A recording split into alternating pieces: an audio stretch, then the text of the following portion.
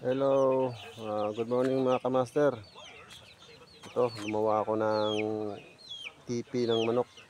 Yan, tapuan nila. Bali, ang ano nito, mga 7 feet ang taas. Tapos bilog yung tapungan nila.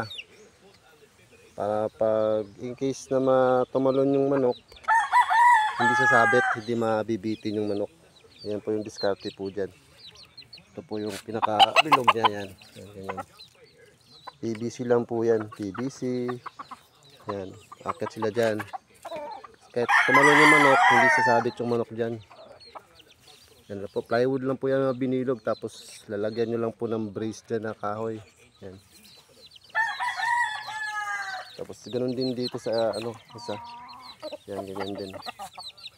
Yan, bilog lang po yan. Ganyan ang mga diskarte na hindi madidisgrasya ang manok kahit iwan nyo siya. Yan. Ganun din sa kabila.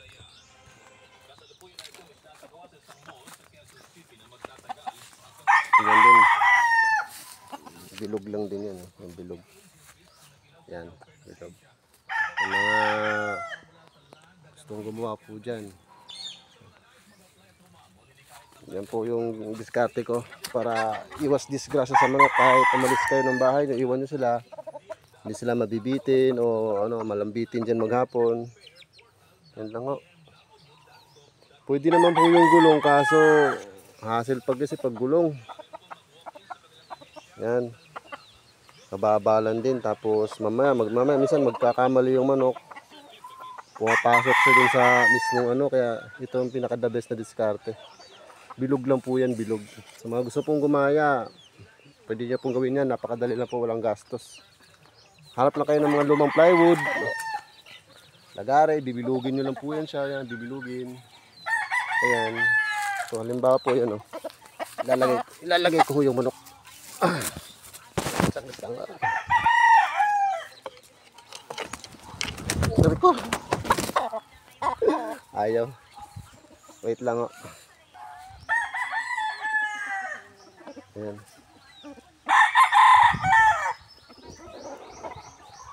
Yan lang o. Walang kadiskrasya ang manok ho dyan.